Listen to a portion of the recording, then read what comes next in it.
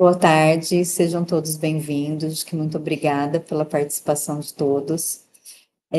Hoje a gente dá continuidade ao nosso projeto que a gente, institucionalizou sobre as capacitações, atualizações, nossas conversas junto com a equipe do CAESH, com os bolsistas, com os técnicos, com a equipe da PRAE, passando informações, orientações, tirando dúvidas. Então, hoje a gente vai estar falando sobre alinhamento organizacional da PRAE CAESH. Hoje a gente tem, a feliz presença da nossa pró-reitora, que ela vai estar fazendo uma fala, iniciando aqui, junto com vocês. Juliana. Boa tarde a todos e a todas, sejam todos muito bem-vindos nessa formação, nessa capacitação, elaborada com muito carinho para todos vocês. A gente tem consciência aí de que nós estamos no segundo encontro, né, dessa capacitação, e o barco, e o caminhão está andando, né, ou seja, vocês estão aprendendo e estão trabalhando junto aí dentro do CAESH. E a gente sabe que talvez algumas coisas não fiquem muito claras, até mesmo no decorrer do processo de vocês, mas nós nos colocamos enquanto PRAE também para sanar essas dúvidas, para que vocês consigam resolver os problemas aí na base, né, quando os alunos procurarem vocês da maneira mais rápida e mais fácil, né, mesmo que seja pelo WhatsApp ou por e-mail, enfim, da maneira como vocês possam estar contactando aí com a PRAE. Nesse sentido, eu quero parabenizar e agradecer, né, parabenizar por vocês estarem participando dessa capacitação e agradecer também todo o apoio que vocês têm dado para a Pró-Reitoria de Assuntos Estudantis em cada campus, né, através dos CAESHs. É importante ressaltar aqui que nada que a gente faça aqui na reitoria, aqui na gestão maior da universidade, que a gente planeje ou que a gente tenha as ideias, enfim, mas o colocar em execução, o colocar as coisas em prática é aí no campus, né, através de vocês. Então, que vocês sintam muito à vontade mesmo em dar as sugestões, em ver como que a gente pode estar aprimorando os nossos serviços em cada campus, né, a gente sabe que cada campus tem uma necessidade, tem um diferencial, atende de maneiras diferentes, né, até mesmo em razão de todo o espaço cultural organizacional que já foi formado em cada CAESH. Então, a gente acredita que com as experiências, com essa capacitação, com essa maneira que a gente vem trabalhando com vocês, que a gente vai conseguir alinhar isso da melhor maneira possível e alcançando aí resultados muito positivos para toda a nossa instituição. Mais uma vez, agradeço aí todos os nossos técnicos que estão no CAESH, todos os nossos bolsistas integradores, né, agradeço de coração, primeiro sim de vocês, por vocês estarem participando do processo seletivo e depois atuando aí em cada CAESH e nos colocando à disposição. Mais uma vez, parabenizo, agradeço e coloco toda a Pró-Reitoria de Assuntos Estudantis à disposição de vocês. Um bom trabalho aí para vocês nessa tarde. Parabéns, professora Alessandra e todos os técnicos aqui da PRAE, que estão conectados. Hoje, acho que a fala vai ser da Tássia, né? E na outra foi do Henrique, e a gente tem certeza que vai ser muito esclarecedor e de forma que vocês possam estar aprimorando mais ainda todo o trabalho de vocês. Um bom trabalho aí nessa tarde de hoje. Obrigada, professora Juliana. Então, hoje a gente vai estar junto com os servidores, né, com a Tássia e com o Vinícius. A gente já teve ali a primeira com o Henrique, vamos ter ainda esse semestre, falando sobre ali os auxílios, né, com a Valquíria. E o nosso intuito é a gente estar, né, nós já realizamos a visita, né, em alguns campos, nós estamos trazendo a demandas, estamos conversando, com o intuito de estar sempre atualizando, estar tendo esse contato direto com vocês, para que a gente possa realmente levar para os nossos alunos esse acolhimento, essa informação, né, tirar essas dúvidas dos nossos bolsistas, porque mesmo com toda nessa nossa disposição de estar fazendo a capacitação, fica situações ainda na dúvida, e a gente está aqui à disposição para estar auxiliando. Então, a gente vai estar começando com a Tássia. Tássia, obrigada a todos da equipe PRAE, né, porque sempre empenhados, todo mundo com muita atividade. A Tássia chegou de viagem ontem e está aqui junto, né, desempenhando e trazendo para vocês essas informações. Então, a Tássia vai estar iniciando, e depois o Vinícius também vai estar falando um pouco ali da pasta, de onde eles estão atuando. À disposição, obrigada. Boa tarde, vocês me ouvem bem?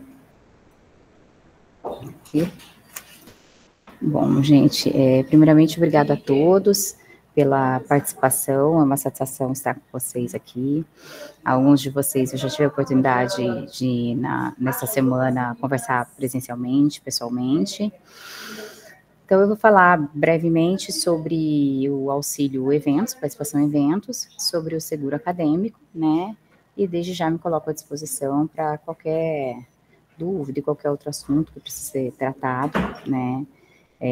Aqui a assessoria técnica, o pessoal que compõe a equipe aqui comigo, para auxiliá-los no que for necessário, tá? Então, nós preparamos aqui uma apresentaçãozinha aqui para vocês, para falar um pouco, né, bem rapidamente, as partes que são mais importantes sobre o auxílio eventos, para que vocês possam, de certo modo, assim, se atentar a esses itens, né, que são fundamentais para que os processos cheguem redondinhos aqui para nós, tá? Eu vou começar aqui apresentando, passo um minutinho aqui para vocês, de licença aqui para eu iniciar a apresentação, tá?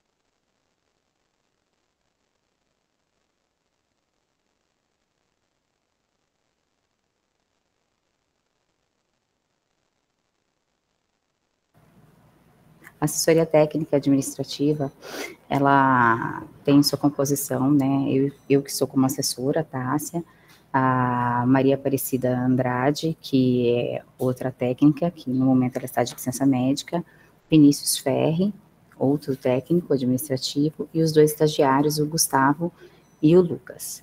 Então, assim, essa é a equipe da assessoria, mas desenvolve outras funções, além das atribuições só da assessoria, dando suporte aos outros técnicos que temos aqui na PRAE e também aos docentes. A assessoria técnica, de certo modo, ela acaba abrangendo várias das ações, né, que são desempenhadas aqui na Pró-Reitoria. Nós temos, além dessa assessoria, a supervisão e as assessorias dos professores, docentes, né, e as diretorias de bolsas, que é que vocês estão acostumados a conversar, que a professora Alessandra, que está sempre com vocês, conduzindo aí a bolsa integradora, né, além dos bolsistas, também temos os técnicos aqui. Então, vamos para nossa outra abinha aqui, fechou. Mexe aí, Lucas, eu não sou muito boa com isso.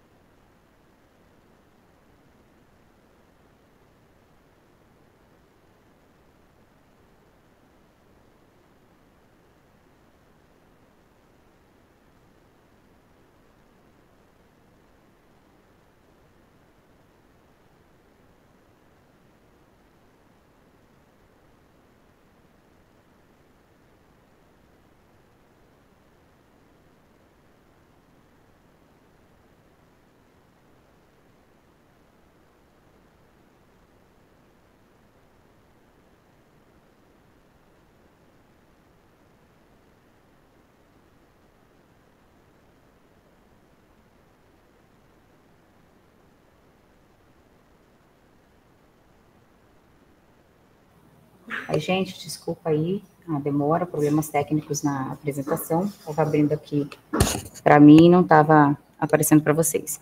Então, nós fizemos uma apresentação bem sintetizada, tá? Com os prints da página da PRAE. Então, onde que vocês vão encontrar, né? Acho que a grande maioria já sabe, mas onde você vai encontrar, localizar a página da PRAE dentro do site da Unemat. Considerando que nós temos alguns bolsistas integradores que são novos, né? Ingressaram recentemente, então toda informação é importante. Colocamos aqui o QR Code para que vocês possam tá acessando mais rapidamente a página da PRAE, onde vocês vão encontrar todas as informações, não só dos auxílios, eventos e do seguro acadêmico, bem como das outras ações da PRAE. Aí dos auxílios, né, são essas partes que estão em destaque aí, clara, que são as bolsas e os auxílios e o seguro acadêmico, tá? Aí vamos no auxílio, entrando nesse ícone dos auxílios e bolsas, nós vamos achar o auxílio participação em eventos, que também continua em destaque, assim como o anterior. O auxílio participação em evento. Então, clicando neste ícone, a gente vai chegar até a página onde tem o edital, os formulários anexos ao edital, né, que são os documentos que devem ser preenchidos pelos estudantes, né, e no edital são todos os critérios que estabelecem como que se configura a concessão estudante, quais são os deveres e obrigações dos estudantes, né, e de cada instância da instituição, que seria aí o CAEST, a PRAE, né, que estão envolvidas nessas ações. Clicando naquela página, a gente vai chegar aqui onde estão os editais, o edital para concessão de auxílio financeiro, e abaixo dele vocês vão ter os links úteis que são checklist, né, é importante que vocês conheçam, o anexo 1, que é o requerimento do auxílio evento, e o recibo, que é o 2, tá? Aí nós fizemos aqui também um QR Code com um checklist, direto ao checklist de documentos, tá? Para que vocês possam estar utilizando, se achar importante também a gente vai mandar esse material e vocês deixarem disponível esse QR Code para os estudantes.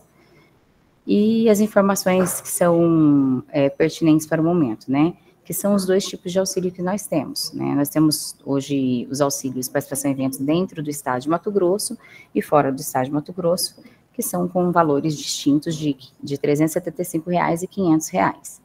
Então, quem pode participar? Os alunos, né, estudantes que estão matriculados nas modalidades de ensino, tanto presencial quanto EAD, de graduação ou pós-graduação. Então, qualquer aluno da Unemat poderá solicitar, requerer, né, o auxílio participação em evento. Aí nós temos os trâmites que são bem importantes aí para vocês. A gente tinha, no edital anterior, um trâmite muito longo, né, e diante da solicitação de vocês, o nosso entendimento também, com relação ao prazo, né, ele exige 30 dias, agora a gente pede 15 dias úteis para que o aluno apresente esses documentos que são solicitados no edital, que constam no checklist, junto ao CAEST, com no mínimo 15 dias úteis, é bem importante de antecedência, tá? Ou envie via e-mail para a DEAD. E o CAEST encaminhar isso para a gente com 12 dias. Para que nós possamos, o objetivo disso é garantir que chegando com 12 dias de antecedência, dias úteis para a gente, da data de início do evento, é garantir que esse aluno que vai participar do evento viaje com recurso em conta, né? Quanto mais atrasa para chegar o processo para a gente e para demandar o recurso, autorizar o repasse para os campos para liquidar, para pagar, vamos falar, né, uma palavra mais objetiva para os estudantes, tem um espaço de trâmite, passa nas instâncias, e todas as instâncias deliberativas, ela tem outras atividades também, né, outros fluxos, né, então tem bastante trabalho em todas as instâncias. E aí, chegar lá, passar para demorar muito e esse aluno viajar sem o recurso. A gente não garante que ele receba até essa data, né, até a data do evento, mas esse prazo é importante para isso também, para que ele possa receber o dinheiro antes do evento, tá? Então, o prazo, gente, ele é muito importante, a orientação bem específica que eu vou dar a respeito disso. A nossa experiência aí nos outros editais, né, nos anos anteriores. O aluno encaminhou um documento, os documentos dele, solicitando auxílio eventos, recebam e já criem o processo no SIGADOC. Já criem o processo no SIGADOC, façam a instrução do processo, né, insiram os documentos todos, né, mesmo que às vezes demore um pouquinho para que o DPPF assine o recibo que deve estar dentro do processo, o importante para nós é garantir o prazo. Então, recebendo já protocolo. Por quê? Se houver mais de 15 solicitações, a exemplo, para um auxílio, participação em evento, para trabalho, apresentação de trabalho, que nós disponibilizamos é até 15, o que vai ser válido para a gente? A ordem de chegada, né? Aquele que chegar primeiro para a gente aqui, a gente vai olhar o protocolo dele, está dentro do prazo, e vai deferir. Se chegar lá na frente, aparecer, nós temos lá já só 2, 3 vagas, né? Só 2 ou 3 auxílios para conceder, e chegam 5, 7 processos. Nós vamos pegar os protocolos do processo e olhar a data em que eles foram instruídos e o horário. Então, é muito importante não segurar esses processos aí, especialmente já garantir o protocolo para esse estudante, tá? E já nos encaminhar. É uma bandeira da gente tem pedido bastante aí para o pessoal, cada CAES se organiza de uma maneira para controlar o envio desses documentos.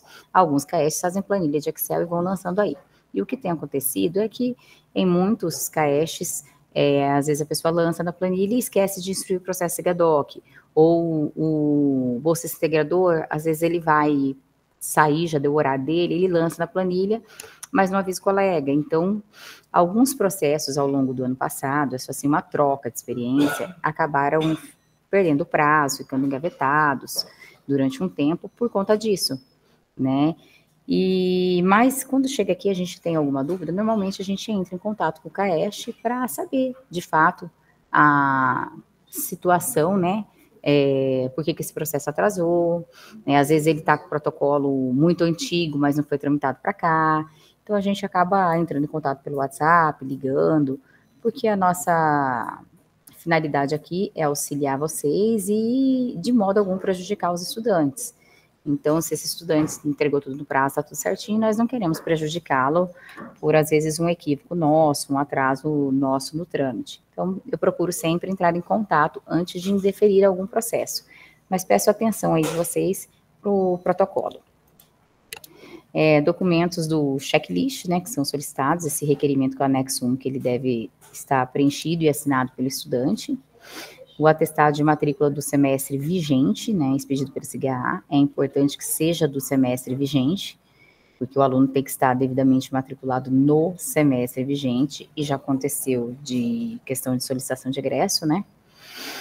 E de acordo com a situação apresentada, que são as modalidades que nós temos aí, que é para trabalho científico, né, a apresentação de trabalho científico, representação em evento político acadêmico, representação como atleta competidor, né, da UNEMAT, e eventos culturais também. Então, dentro dessas possibilidades, cada uma vai exigir um documento, né, em conformidade com com o modo como ele vai, da condição como ele vai de participante, né? A condição, eu digo, vai apresentar um trabalho científico, então nós precisamos da carta de aceite, para configurar que realmente este aluno teve o trabalho aceito para aquele evento e que ele é o autor principal do trabalho.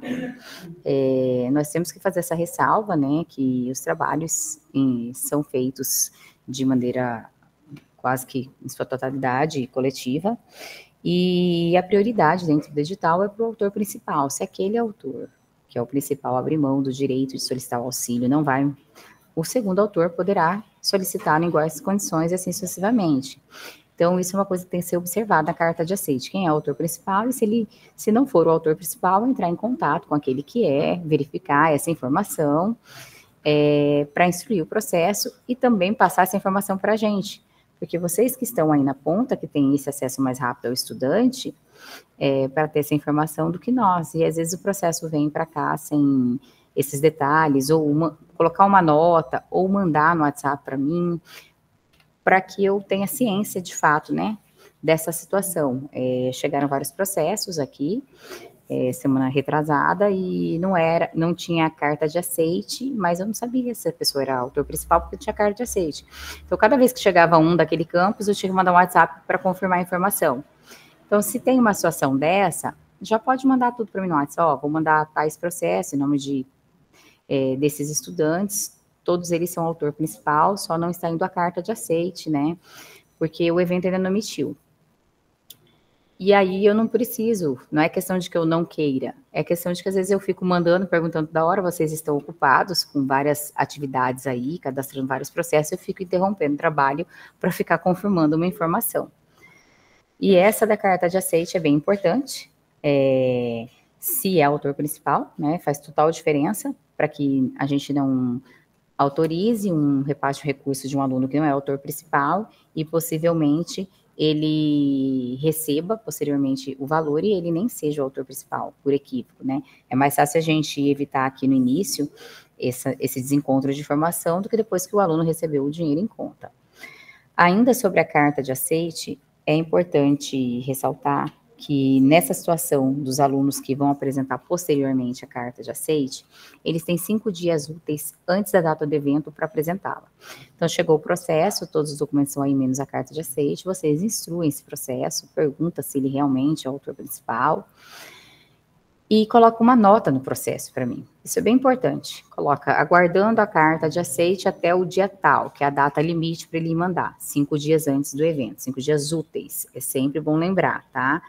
Que são 5 dias úteis, a gente, alguns casos se perderam muito aí com os feriados prolongados, esqueceram de contar que era feriado.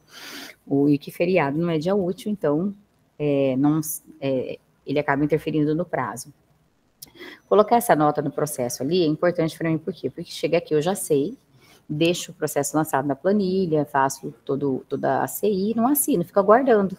Eu não preciso ter que ligar para vocês, mandar um WhatsApp para perguntar se eu já tivesse a informação dentro do processo. E também nos resguarda, né, de que isso está registrado no processo do aluno, né, de solicitação, essa informação, que falta a carta de aceite que nós estamos aguardando.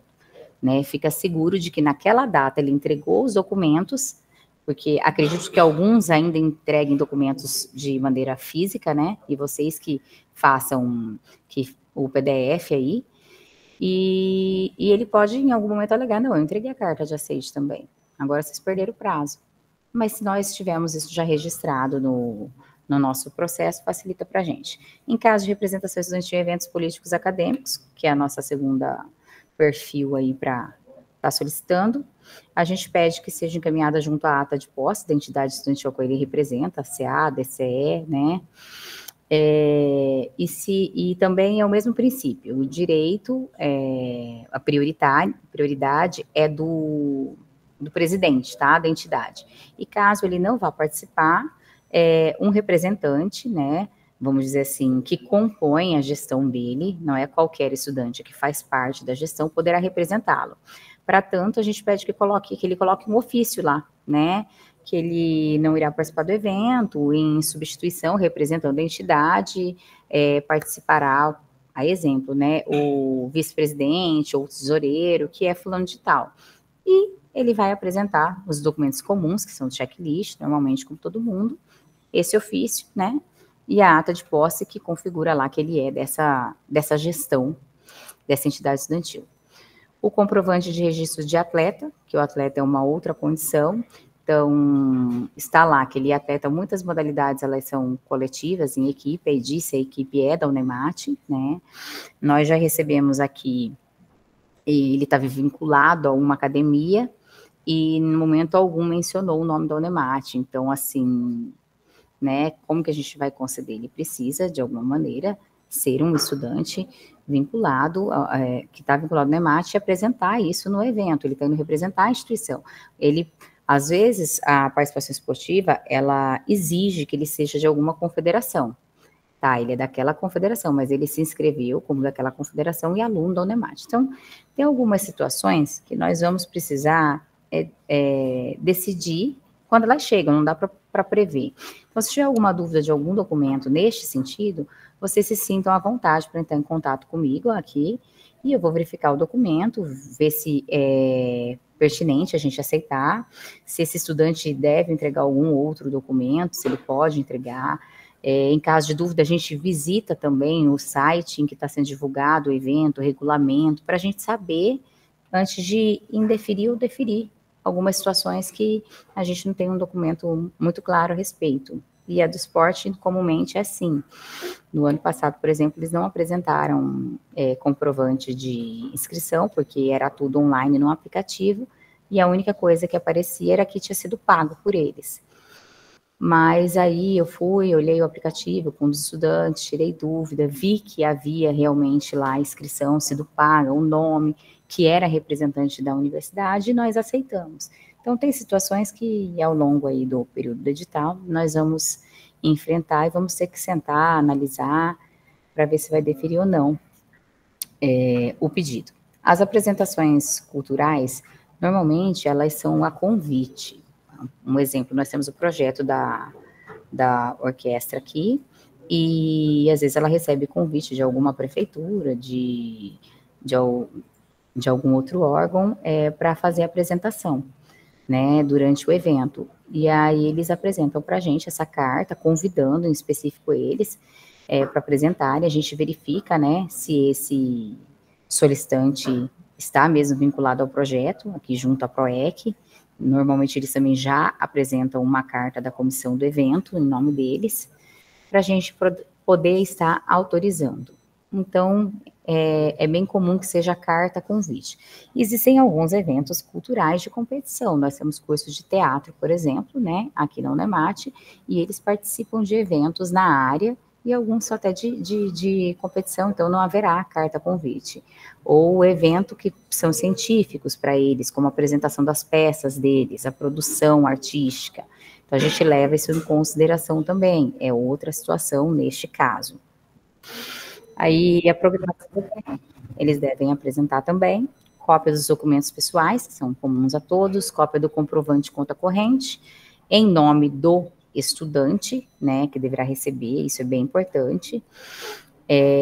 A gente pede, em caso que vocês recebam aí o aluno e ele queira fazer o registro da cópia do cartão, se for aqueles frente e verso, normalmente tem o código de segurança, então pedir para que quando ele mande a imagem, ele mande com aquilo ali com um borrão em cima, para não aparecer, né, porque às vezes a gente sabe como que as coisas estão difíceis hoje em dia, então é uma maneira de resguardar as informações bancárias daquele estudante. Cópia do comprovante de residência, de com telefone, de energia, cópia do recibo, né, que é o anexo 2, preenchido e assinado, e sem rasura. Esse documento é um documento bem importante. Ele tem que mandar esse recibo devidamente preenchido, e assim, colocou R$500, coloca lá, 500,00, tá? Não é 100 as últimas casas decimais, porque a depender do financeiro que vale, que dá, ele não aceita. Nós sabemos que os campos, cada financeiro em um campus trabalha de uma maneira, alguns são mais tolerantes que outros quando recebem esse tipo de documentação. Tem campus que chega lá e tem uma rasurinha na assinatura do estudante, se ele fez assinatura física, não foi pelo GOV, né, assinatura manuscrita, a caneta falhou, ele deu um risco, falhou, ele deu outro risco em cima. E o pessoal do financeiro já não aceita, fala, não vou pagar porque está rasurado. Então, para evitar que haja essa morosidade no processo estudante, chegar lá e o pessoal do financeiro não aceitar e ter que retornar, pedir para esse estudante, às vezes ele já está em trânsito, em viagem para apresentar esse trabalho, e não vai ter condições de mandar naquele momento um novo recibo para vocês, a gente pede para tomar esse cuidado, de estar legível, tá? Sem rasura nenhuma, devidamente preenchido. E a assinatura do DPPF é indispensável. Nós suprimimos do edital o que dizia do trâmite que tinha que passar pela DPPF para vir para cá, para que pudesse ser mais rápido. Quero que todo mundo, o pessoal do CAES todo estava solicitando que fosse mais rápido o trâmite, para o aluno receber o dinheiro, né, a gente sintetizar. Então, a assinatura do PPF no recibo é importante, porque quando ele assina esse documento, ele está dando ciência de que ele sabe que nós vamos conceder um auxílio. Por mais que o recurso financeiro seja vinculado à Pró-Reitoria de Assuntos Estudantis, a liquidação vai ser feita no campus onde ele é diretor. Então, ele é o ordenador de despesa dentro desse campus universitário. Ele tem que saber o que está sendo pago aí, quais são as situações, né, que ocorrem dentro do campus. Então, é bem importante, alguns diretores também concordaram que deveria passar por eles, e na discussão do edital, a gente achou por melhor deixar isso, garantir que o recibo fosse assinado por ele. Ainda que pode ser que demore 1 ou 2 dias para ele assinar, né, esse recibo, que a gente sabe da demanda de trabalho, e muitos às vezes estão em viagem e tem uma sobrecarga aí, né, de atividade, por isso o prazo é bem importante, né, porque se ele demorar 1 ou 2 dias, logo já assina e encaminha para a gente consegue fazer essa transferência de recurso e o financeiro liquidar aí o quanto antes para o estudante. Para a DEAD, tudo é feito via e-mail, né, como educação à distância, então o estudante vai mandar todos os documentos por e-mail, a DEAD já vai verificar se tem algum problema nessa documentação, instruir o processo e encaminhar para a gente. Então, a gente pede a DEAD para fazer um parecer, dizendo que está favorável, né, à concessão do auxílio e encaminhar para a gente. Então, assim, o trâmite da DEAD é só um pouquinho diferente, porque eles não têm o setor financeiro para executar a parte financeira do recurso próprio da instituição, né, dentro da diretoria. Então, acaba que acontece na reitoria. Então, por isso, o trâmite dele é um pouquinho diferente, mas os documentos são todos iguais, tá? Com relação ao auxílio eventos, eu não sei se vocês têm alguma dúvida, acho que nós poderíamos deixar para o final as dúvidas. Tem uma pergunta no chat, tá? Vou dar uma olhadinha aqui, para poder estar tirando dúvidas de todo mundo. Cadê?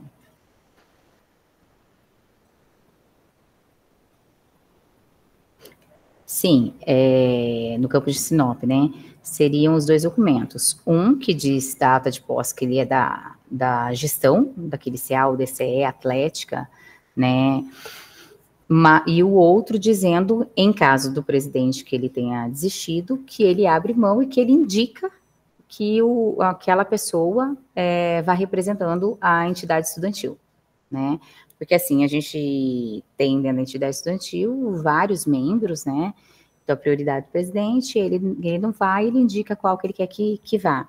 E assim, a gente incluiu este item no edital de solicitar essa indicação, porque ocorreu de chegar aqui vários pedidos para o mesmo evento, para vários membros da mesma entidade estudantil. Então, não tem como a gente conceder para todos, né, aí nós não sabíamos qual que de fato iria representar o presidente, então nós deixamos essa observação para ele que tem que indicar quem vai. São 5, 6 membros, né, vários pedem aí, como que a gente vai saber qual de fato que vai ter o privilégio? Vice-presidente, tesoureiro, secretário?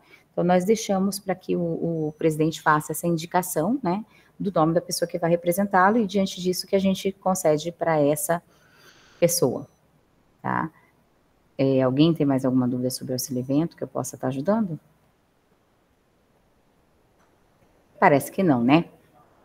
Mas eu me coloco à disposição aqui para dirimir todas as dúvidas que tiverem posteriormente, né? Eu costumo dizer sempre que nós não sabemos tudo, né?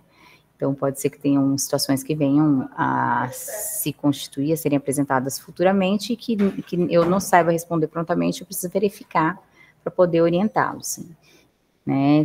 Então, nós estamos aqui para aprendermos uns com os outros também. Agora, com relação ao seguro acadêmico. O seguro acadêmico, é bem importante a gente ressaltar que a apólice é uma apólice coletiva para todos os estudantes que estão matriculados na Unemate, dos segmentos que sejam das modalidades diferenciadas, né, da EAD, da graduação, da pós-graduação, todos os nossos estudantes que estão regularmente matriculados, eles estão segurados por essa apólice. A apólice ela é coletiva, então ela não tem o nome de cada estudante, né, só diz que é do grupo de estudantes. Mas a gente sabe que existem alguns lugares que os alunos precisam realizar estágio, e eles não aceitam essa pólice, eles exigem uma pólice individual. A seguradora, ela nos disponibiliza mensalmente, conforme eu vou atualizando a planilha de vidas, que é um trabalho mensal, uma certidão, né, de que ele está segurado, um certificado de seguridade daquele aluno, nominalmente. Então, caso alguém procure e precise, aí vocês entram em contato comigo, que eu posso estar encaminhando para esse estudante ou para vocês, porque como são informações do estudante, constam várias informações nesse documento, e a gente tem a lei de proteção de dados, né, os dados sensíveis, eu não posso disponibilizar no portal da Praia para que cada um vá lá e imprima o seu, acesse o seu, baixe lá, para ter, porque senão um vai ter a informação do documento do outro.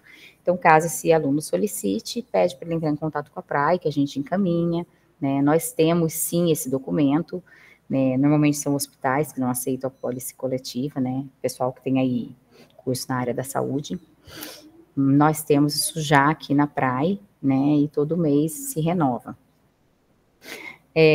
A pólice, como eu disse, ela é para acidentes pessoais e coletivos, então essa pólice, ela não tem cobertura para morte natural, né, uma pessoa que já tem uma doença pré-existente, né, e venha a falecer, ela não terá direito ao seguro, é para acidentes. E os acidentes, eles podem acontecer dentro das dependências da universidade ou fora dela. O aluno estará assegurado de qualquer maneira, 24 horas. Então, não precisa ser só na atividade de laboratório ou no estágio, pode ser no trânsito, pode ser no momento de lazer, pode ser dentro de casa, se ele sofreu um acidente em casa, ele está segurado. É importante ressaltar que para a cobertura existem vários critérios que ele precisa preencher, né? Eu sempre dou o exemplo do acidente de trânsito, porque aí o estudante vai lá, sofre um acidente de trânsito e ele quer requerer o seguro, mas no momento em que ele sofreu o acidente, ele estava alcoolizado. Então, ele não vai ter o direito, porque existe lei de trânsito, né? Ele está infringindo uma lei, é um crime, de estar na direção alcoolizado, embriagado. Então, é uma situação em que ele não será coberto, certo? Agora, para acidente, ele caiu, quebrou uma perna. Então, vou dar um exemplo para vocês. Se ele foi atendido pelo SUS, né, pelo Sistema Único de Saúde, e ele não teve despesa nenhuma durante o atendimento médico, não tem o que você reembolsar, porque o seguro, ele é um reembolso de despesa. Ele não é o pagamento da despesa imediato, né, aciona a seguradora e ela vai mandar recurso para pagar, nem é um plano de saúde, é um reembolso. Então, ele vai ter que provar que ele teve uma despesa em consequência desse acidente. Então, ele foi atendido pelo Sistema Único de Saúde, mas ele precisava fazer um exame, uma ressonância, e no SUS ia demorar aí um mês para ele fazer. Ele teve condições de pagar, pegou a nota fiscal, né, para poder ter logo o seu diagnóstico e fazer o seu tratamento, e ele vai solicitar o reembolso deste exame. Mas este exame tem que estar configurado que foi de um acidente. Então, no preenchimento lá do registro sinistro, para cada tipo de registro de sinistro, vai gerar um checklist de documentação que eles vão exigir.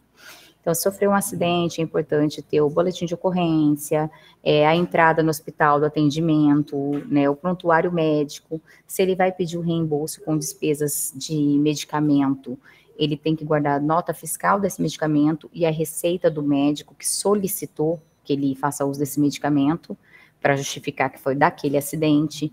Então, todo e qualquer documento que tenha, que esteja relacionado com o acidente, se o aluno pretende solicitar, né, o reembolso, ele deve guardar para registrar.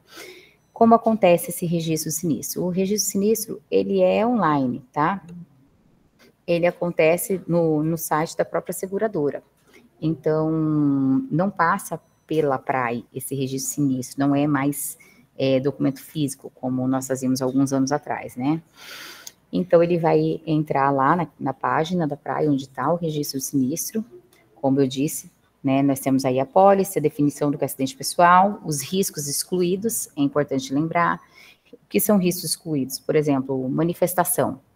Ele vai num motim, numa manifestação violenta, que o pessoal né? Então, enfim, ele está assumindo um risco de sofrer uma agressão, de sofrer um acidente, e isso é um risco que está excluído pela seguradora, então ele não tem direito. E vocês vão encontrar lá também o que diz respeito aos tutoriais da abertura. A abertura, ela acontece no site da seguradora, tá?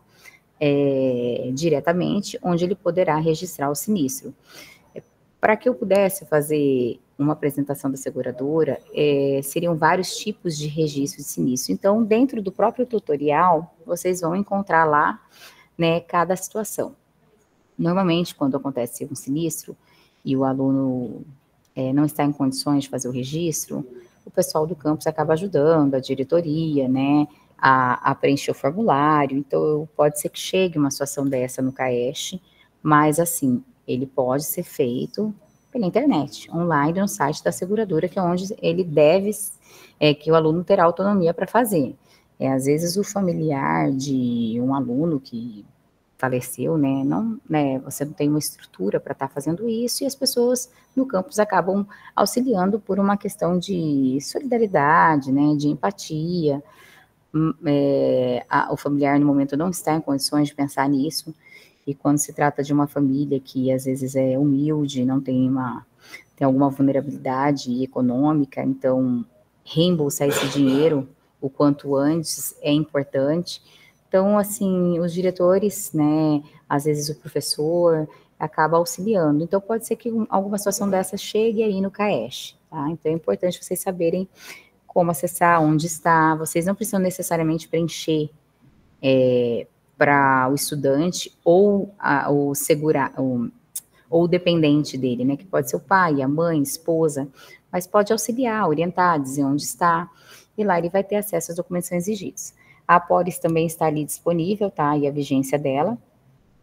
E os capitais de cobertura estão ali também disponíveis, que é a morte 8.000, invalidez parcial ou total 8.000, né? Despesas médicas hospitalares 5.000, e também tem o auxílio funeral, tá?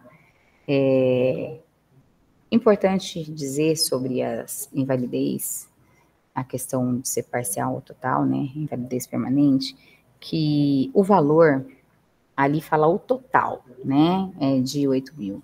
Então, é um cálculo que é pela proporcionalidade. Infelizmente, né, é assim. A gente sabe que esse valor aí é pouco, relativamente pouco, mas é o que foi possível, né, a gente fazer essa contratação, e o valor de uma vida é inestimável, incalculável, né, nós não temos como suprir, né, isso financeiramente é impossível. Mas essa é a apólice que nós temos hoje, né, de seguro para os nossos estudantes. Então, a despesa, por exemplo, com auxílio funeral, que é uma despesa alta, a família terá que custeá-la, e mediante nota fiscal, né, e o atestado de óbito, né, tudo isso, que essa familiar vai conseguir reembolsar. Mas qualquer uma das despesas, por exemplo, ali, despesas médicas, 5.000. Se o aluno tiver uma despesa médica acima de 5.000, ele vai ser reembolsado até os 5.000. E ele tem que apresentar a nota de todos os gastos. Então, tem um teto limite, que é o valor da apólice, né? Se o custo for maior que esse, independente, ele poderá ser reembolsado até esse valor que está estipulado aí, que é esses 5.000 reais. Assim, é a mesma coisa para o auxílio funeral. Isso seria o que eu teria para falar para vocês, mais objetivamente, sobre o auxílio eventos e sobre seguro, né? O Vinícius vai falar um pouquinho para vocês sobre o auxílio emergencial e sobre o auxílio moradia e alimentação para estudantes indígenas aldeados, em breve. E o que eu tenho a dizer é agradecer a todos pela atenção, pela participação, me colocar aqui à disposição sempre para ajudá-los, orientá-los no que diz respeito a essas ações, e as que também não estão sob minha frente, minha responsabilidade, mas eu estou aqui na equipe, a gente entende um pouco de todas as pastas. Podem perguntar para mim também, e caso eu não saiba, eu consulto os colegas, né, o Vinícius, Henrique, Valquíria, se for o caso de uma informação que os docentes possam nos ajudar também. Então, assim mesmo que eu não saiba, eu posso procurar resposta e ajudá-los ou direcioná-los à pessoa que poderá responder melhor, com mais clareza, né, se é realmente da praia. Às vezes são assuntos que não são pertinentes à praia, né, são outras pró-reitorias, mas coloco aqui a assessoria técnica e toda a equipe que acompanha à disposição para orientá-los no que for necessário, quando for necessário, sempre, tá? Tem aí o número que é o geral da praia, tem o da assessoria técnica, vocês podem estar entrando em contato comigo e a gente vai auxiliando e orientando todos vocês sempre que possível. Agradeço a todos, tenham uma boa sexta-feira, um ótimo final de semana, e eu passo a palavra para o nosso colega aqui, o Vinícius, tá bem? Muito obrigada.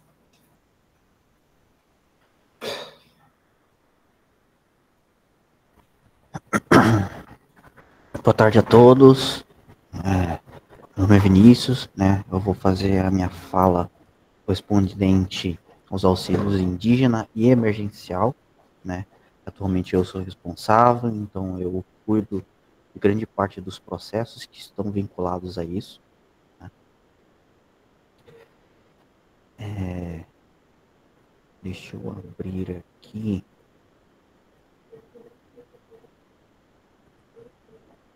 Aqui.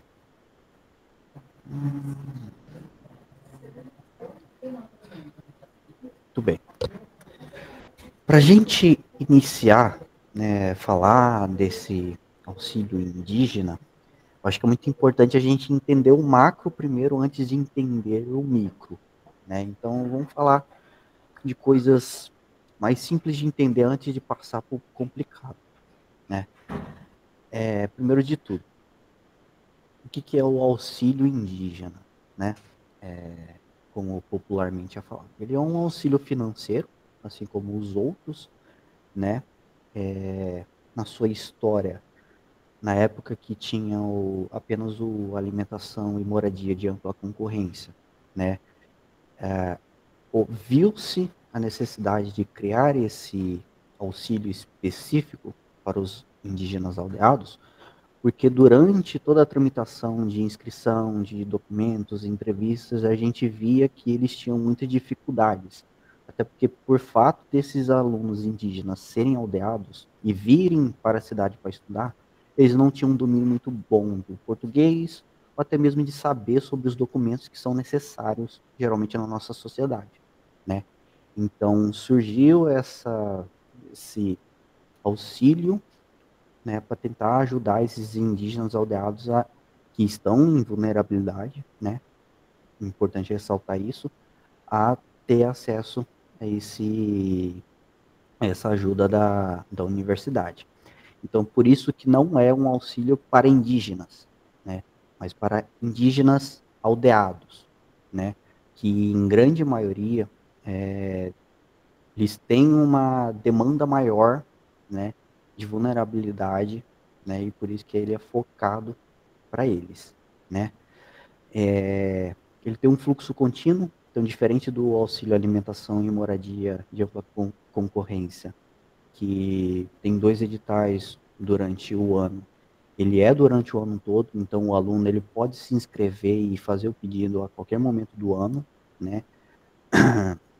Pode pedir tanto em fevereiro, quanto em julho, ou até mesmo em novembro, né, se ainda for possível. Então, tem todos esses pontos gerais, antes da gente começar a ir mais profundamente. O Emerson levantou a mão? Alguma pergunta? Sim, você está me ouvindo? Sim. Então, muitas vezes as pessoas ficam com dúvida em relação a essa palavra aldeado. Aí, Sim. aldeado é aquele indígena que sai da aldeia e vem para a cidade com o objetivo único de estudar. Seria isso o aldeado, né? Exatamente. Ele vem para morar, no caso, e eventualmente ele começa a estudar, então ele não é aldeado. É isso? Assim, uma definição complicada, né? Até alguns pedidos, esse ano a gente já teve um certo problema com essa definição, porque é complicado você definir o que é um aldeado e o que não é, né?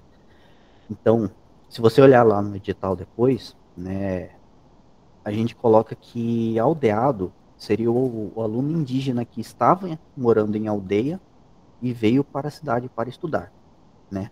Então ele passou para a cidade com esse objetivo. Tanto que a maioria desses alunos indígenas aldeados, ele vem para estudar, né? E geralmente nas férias ou final do ano ele volta para a aldeia, né? O aluno que ele já morava em cidade antes da universidade, a gente não considera como aldeado para a questão do edital, né? Que a gente considera que vai ter mais vulnerabilidade esse aluno que vem da aldeia e vem para a cidade estudar, né? Tanto que um dos documentos que a gente pede é justamente uma declaração de vínculo com a aldeia dele ainda. Eu estava um pouco gripado, então às vezes vai dar parecer que eu tô com o demônio no corpo, mas ignorem isso.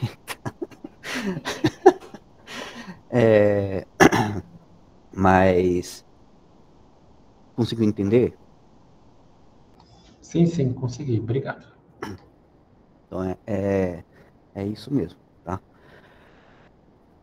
Características, né? Como é um auxílio financeiro, ele não se diferencia muito, né, do alimentação e moradia de ampla concorrência, até mesmo do emergencial um pouco. Ele vai oferecer 2 tipos de bolsas, que é o de alimentação e de moradia. O alimentação tem um valor de R$300 e o de moradia de 400, né? O aluno que está em curso presencial no campus, ele tem direito às 2 bolsas, alimentação e moradia. Já os alunos que estão em ensino à distância, como eles não estão indo ainda, pelo menos nesse ano, né, indo lá para estudar em outra cidade ou coisa do tipo, eles só têm direito à alimentação, né? Isso é uma discussão que a gente também está tendo ultimamente. Mas, por enquanto, a questão é essa. Está em curso presencial, tem direito às 2 bolsas. Se é DEAD, né, ensino à distância, ele tem direito apenas à alimentação, tá bom?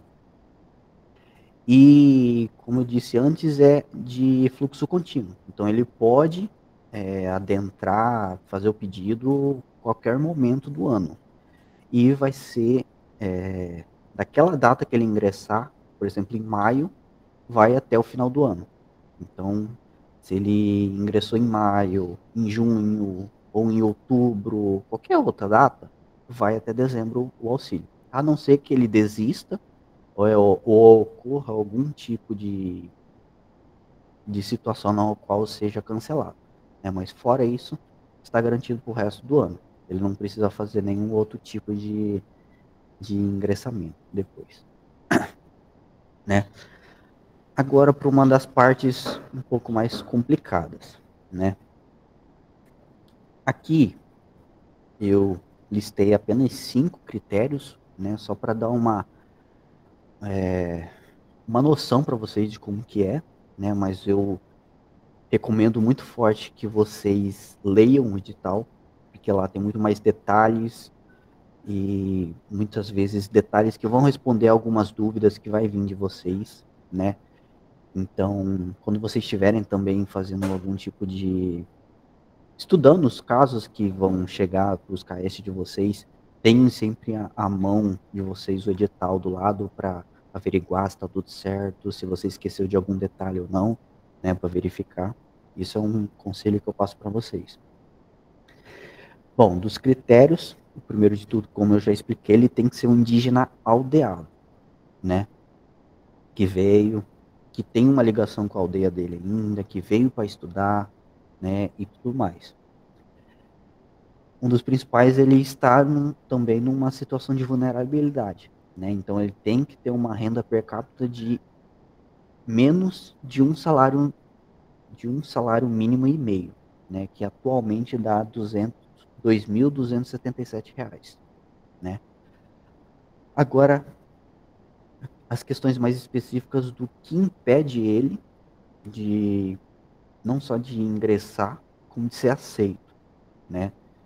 O principal de todos que eu recomendo que vocês atentem sempre já no início de você fazer a análise do pedido, é de ver se ele tem algum tipo, tipo de vínculo empregatício. Se ele tem vínculo empregatício, ele não tem direito a receber o auxílio, né? Porque a gente entende que ele tem ali uma forma de se sustentar. Mesmo que seja pouco, uma pessoa que não está no emprego, está numa condição de vulnerabilidade socioeconômica maior do que uma pessoa que está, né? Então a gente tem um pouco desse peso na balança, né? E uma questão a ser atentada também, como eu expliquei, é um aluno que ele vem de um outro mundo para o nosso, né? Então ele fala outra língua. Ele não sabe falar o português tão bem, ou às vezes nem sabe falar o português, né? Ele vai aprender quando ele vem para cá, né? Então eles têm muita dificuldade de entender algumas questões. Então é muito comum que chega para a gente o pedido, lá, vocês vão ver depois no questionário socioeconômico que ele faz no CIGA, dele colocar que ele tem vínculo empregatício, quando na verdade ele não tem, né? Então é sempre bom ter essa conversa com eles, ver que tem alguma coisa errada, chamar eles para conversar, para averiguar se tá isso mesmo, né? Porque acontece muito deles não entenderem e acabarem marcando errado, quando a realidade era outra, né? Outro ponto ele não pode ter bolsa estágio. Se ele é estagiário de algum lugar, de alguma reitoria ou qualquer que for, ele não tem direito de receber o auxílio também, porque ele já está recebendo ali uma renda, se eu não me engano, uma renda até melhor que o total do auxílio, né? Então ele não tem direito a receber essa bolsa, esse auxílio. Tem uma questão mais detalhada sobre a questão da bolsa de iniciação científica, a qual, se ele está recebendo bolsa de iniciação científica ou qualquer outra bolsa desse tipo, ele tem direito apenas a uma das bolsas, ou bolsa alimentação ou bolsa moradia. Aí vai da escolha dele, né? Mas ele não pode receber as duas nesse caso. Os ICI são mais detalhados, são mais detalhes que vocês podem ver no edital, né? E o outro ponto, ele não pode ser beneficiário de programa de subsídios da FUNAI, né? Então, se a aldeia dele está sobre cuidados da FUNAI, e geralmente a FUNAI também dá certos auxílios financeiros, né, para os indígenas, se ele está recebendo essa ajuda da FUNAI, ele também não tem direito de receber um auxílio da UNEMAT, né? Então, esses são os 3 pontos que vocês precisam mais se atentar, principalmente com a chegada de um processo para vocês, tá bom?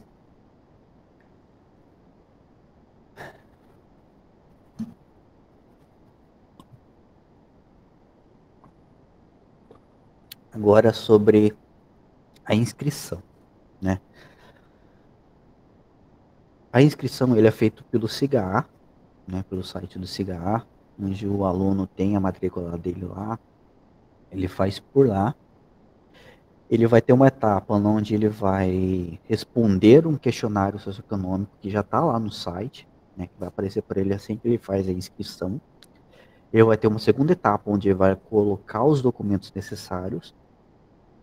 E a próxima etapa é que depois que esse pedido for feito, o CAESH, depois de analisado, né, analisado todo esse pedido, ele vai ver se está tudo certo. Se tiver tudo certo, ele vai mandar esse parecer para a PRAE, aqui para a gente, no prazo de 10 dias, né, 10 dias úteis, né,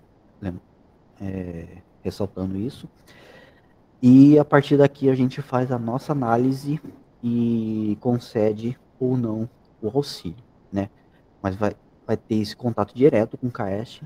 Então, se tá tudo certo, manda para a PRAE. Se não tiver tudo certo, espera-se que o CAESH entre em contato com esse indígena para ver se não teve nenhum tipo de erro durante o pedido ou coisa do tipo que impeça ele de verdade. Se tiver algo que impeça ele, aí manda esse parecer negativo para a gente também, né? Sempre ter em mente essa etapa. Então, vai chegar o pedido, vai fazer a inscrição, ou o CAESH faz a inscrição junto com o aluno, Ele vai responder, vai inserir os documentos e o parecer vai ser mandado depois para a gente, né? Basicamente. Agora, eu vou mostrar rapidamente para vocês como é feito a inscrição, né? Até para vocês conseguirem auxiliar ele.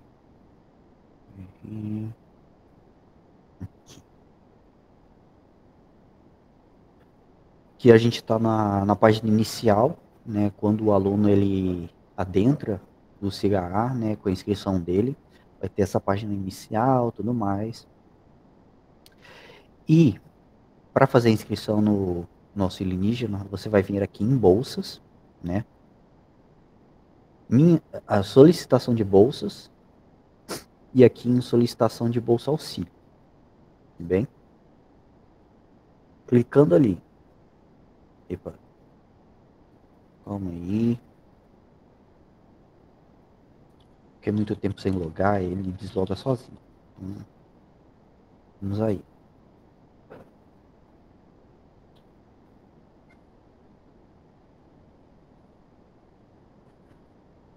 Aí.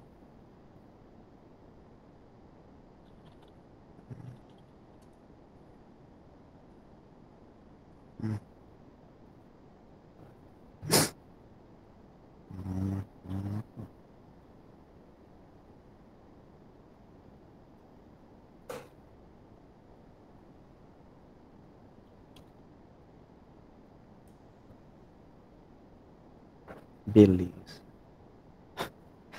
Agora tá tudo dando errado. Oh, maravilha.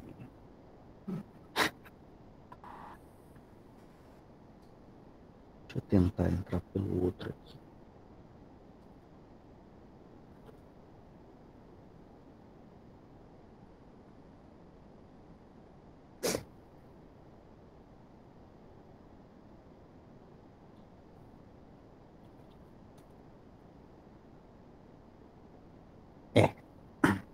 Que complicou. Eu vou ter que procurar outro documento que eu tinha feito aqui.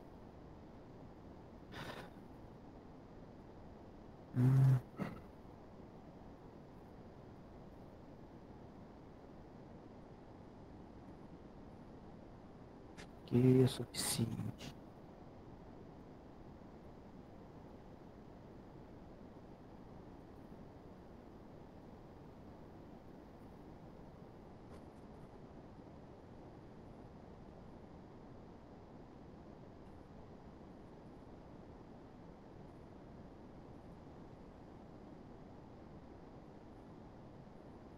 Não é do jeito que eu queria que fosse, mas vai ter que ser assim, né?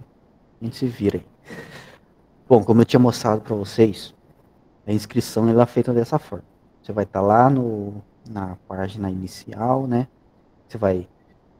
Ou o aluno vai fazer sozinho, mas geralmente essa parte é mais quando o aluno for no CAEST pedir ajuda. Que é o que a gente recomenda que seja feito, né? Para não ter nenhum tipo de problema. Então ele vai fazer o login lá no CIGA com a matrícula dele e tudo mais, e vai abrir essa página inicial aqui. Para você solicitar, você vem nessa abinha vermelha que está mostrada aí, que é escrito bolsas, né?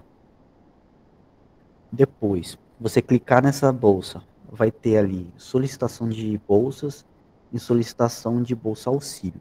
Você clica nessa solicitação de bolsa auxílio, certo? Ele vai abrir uma segunda página, na qual vai ter ali a categoria que você vai selecionar o auxílio indígena, né? Depois, na bolsa desejada, você vai colocar o auxílio indígena. Se não me engano, vai ter três opções. Um que vai ser para pedir a moradia, alimentação, e um que vai ter a todas, que vai ser as duas juntas. Se eu não me engano, a opção de todas, né, que fazia as duas juntas, estava tendo um problema e não estava funcionando. Então, por segurança, se não estiver funcionando ainda, vocês fazem individualmente. Primeiro coloca o moradia ou alimentação e depois faz do outro, né? Aí você marca ali que eu li, compreendi as instruções e clica em continuar, né? Depois disso, ele vai abrir esse questionário socioeconômico, no qual o aluno tem que responder, né? Na hora vai ter umas perguntinhas tudo certo, que isso aqui era da fase de testes, né? Então ele vai ter esse mesmo tipo aqui, de marcar uma opção ou outra, ou mais de outra. Aí se ele estiver com vocês, vocês vão auxiliando para ele entender o que, que ele está marcando e o que, que ele não está marcando, tá bom? Depois de finalizado, vocês vão lá embaixo em confirmar inscrição, né? Depois disso, finalizar solicitação, né? Aí tá tudo feito, né? O pedido já está feito. O que que falta agora? Vocês vão voltar lá na bolsas, solicitação de bolsas, só que ao invés de ir em solicitação de bolsa auxílio, vocês vão em ao acompanhar solicitação de bolsa auxílio. Ele vai abrir novamente uma segunda parte e ele vai mostrar as bolsas que já foram solicitadas por esse aluno, né? Aí vocês vão clicar naquela pastinha com a seta verde e ele vai abrir a opção para vocês colocarem os documentos necessários, né? Eu já falo um pouquinho mais para frente de como que são esses documentos, tá? Colocou os documentos, tá tudo certo, confirmar arquivos e tá feito, né? Tá tudo tranquilo, tá tudo suave. Aí vocês, depois de feito esse pedido, se tiver tudo certo, né, a análise dos documentos, tudo beleza, vocês mandam o parecer pra gente falando, olha, tal aluno tá com a documentação tudo certa, ou tal aluno fez o pedido, mas ele não se enquadra, né, tem um pedido indeferido por causa disso, disso e aquilo. Aí a gente vai fazer a segunda análise e vai publicar a análise final, né, do caso. Ok. Até aí é basicamente isso, né?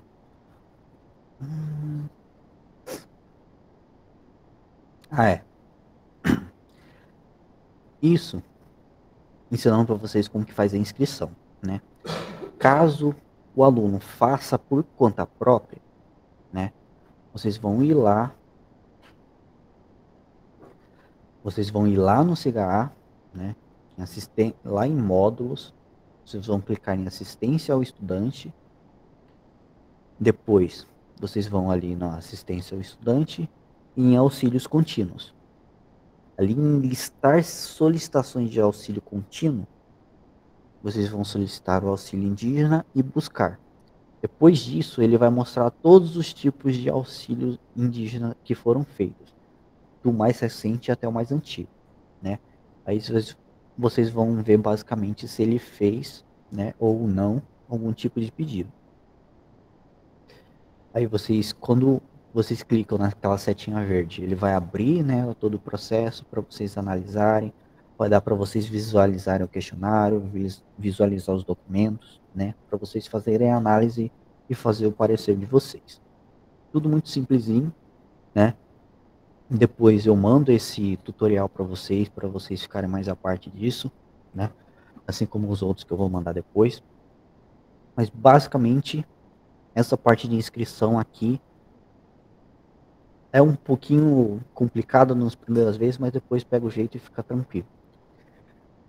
Como essa é uma parte mais difícil, eu imagino que talvez vocês tenham algumas perguntas. Então, a hora de fazer elas é agora, né?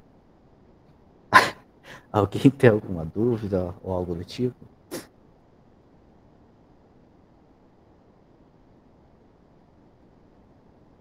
Pode falar. Nessa parte de acesso ao pedido que eles fizeram, é ali pelo SIGA do aluno, né?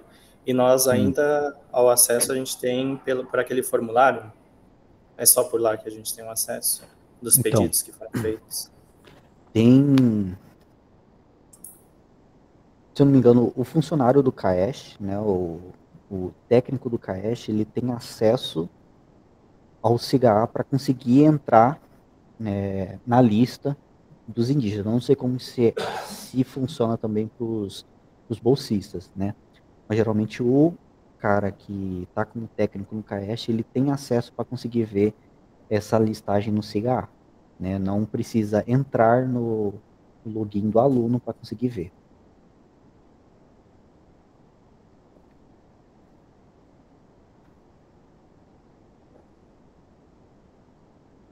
Mais alguma pergunta?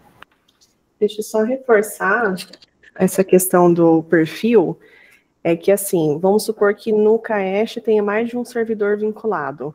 Então, nós temos hoje como dar mais de um acesso para os servidores no CAESH. Então, tem um papel do servidor que fica responsável e ele tem seus auxiliares ali. Então, aí ele tem que solicitar o acesso desse outro servidor. Os bolsistas, enquanto alunos, eles não têm esse acesso de verificar essa lista, tá? Só os servidores técnicos. Então é isso aí. Uma outra pergunta aqui para a colega ali. Como aqui em Sinop foi mudado o responsável pelo setor, como que eu faço essa solicitação de acesso? Eu vou até verificar aqui agora, Emerson, como que está a situação. Quem tá? Eu acho que quem estava é a Letícia. Aí pode encaminhar pelo e-mail do CAESH a solicitação de troca de servidor responsável, né? E aí coloca o nome completo e a matrícula e o e-mail. E aí a gente já faz essa troca. Vou até confirmar aqui quem que tá aqui, mas eu acho que é ela que estava. Isso, era a Letícia que estava, né? Aí agora sou eu. Então, aí você manda um e-mail para auxilios.prai@unemate.br e aí a gente faz essa troca do membro que tem esse perfil de acesso. Tá ok, então. Tá? Obrigado.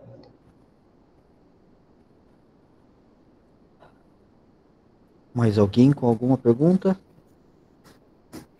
Fale agora ou cale-se para sempre? Acho que não. Bom, então, com relação aos documentos agora, né? Os documentos que ele vai precisar colocar lá no pedido, né, na inscrição dele depois. Lá no edital tem tudo mais detalhado, né, sobre os documentos. Vocês podem buscar lá. Mas aqui eu já dou só uma noção para vocês.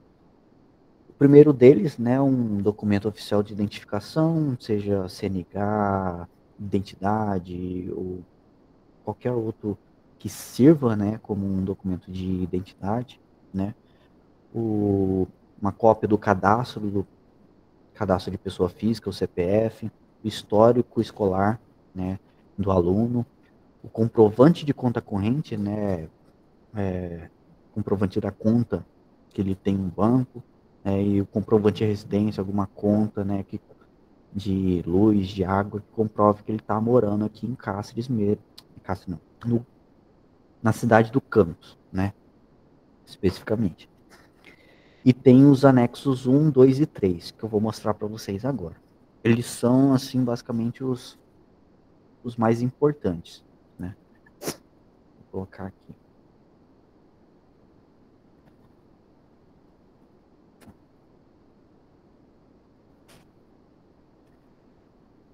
Uma coisa que eu ressalto para vocês na análise desses documentos, principalmente dos anexos, sempre verificar a data, né? Que às vezes acontece de um certo probleminha no CIGA, né? Que a gente está tentando resolver ainda, que é inconsistência, como a Valquíria fala, né? Algum pedido que foi feito no ano anterior acaba, quando ele é feito no próximo ano, ele puxa os documentos do ano anterior, né?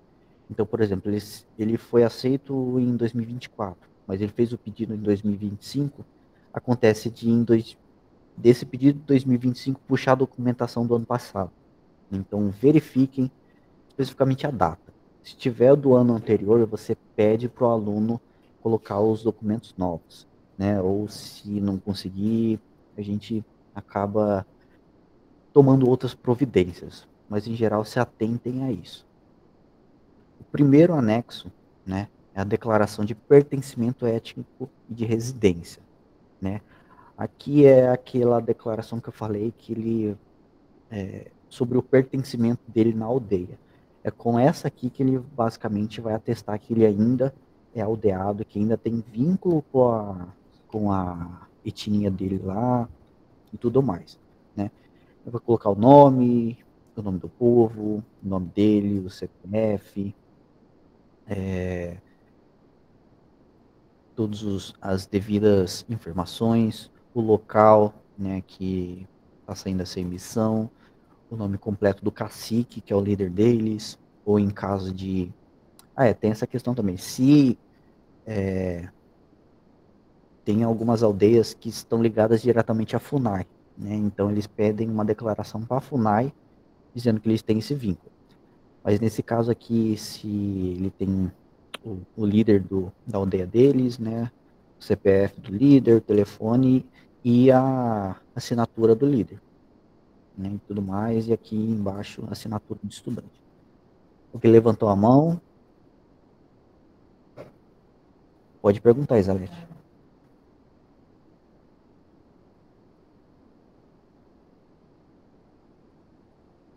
Não?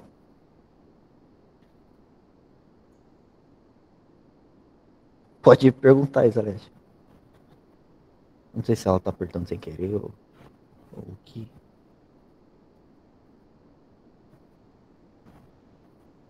Bom, então vamos para a próxima, né? Deve ter acontecido alguma coisa. Deixa eu ver aqui. Tá. Anexo 1, declaração de pertencimento étnico. Declaração 2, isso aqui já é declaração de residência, né? Então aqui ele vai dar informações sobre como ele está morando aqui não, na cidade de onde ele está estudando, né? Então aqui ele vai colocar o nome, o RG, CPF, de que curso que ele é, de que campus, polo, né, a rua que ele mora, o bairro, a cidade e tudo mais. Aqui ele vai marcar, né, basicamente, se ele reside com outras pessoas, né? Se sim, ele vai marcar que tipo de pessoa que ele mora, né, quanto tempo, se ele mora de aluguel ou não, né? Se a resposta for sim, o que geralmente é, a gente pede para ele colocar também o valor desse aluguel, né? Que ajuda a gente a entender melhor o caso dele. E por fim, né, a assinatura dele e tudo mais. O terceiro anexo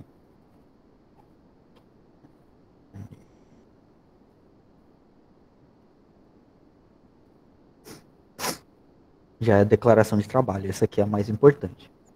Porque aqui a gente vai entender melhor como que é essa condição de sobrevivência dele, né? Até mesmo para entender se ele tem esse vínculo empregatício ou não. Aqui ele vai basicamente falar o nome dele, né? As mesmas informações de tudo, onde ele mora, e tudo mais. Aí a primeira pergunta, a gente quer saber se ele exerce trabalho com carteira assinada, né? Se ele tem um vínculo empregatício oficialmente, né? Se ele tiver, já entra numa das questões, né, do pedido dele ser indeferido, né? Se não, passo para a segunda pergunta. Ele exerce atividade remunerada com carteira não assinada? Então, esse aqui é um ponto que muitas vezes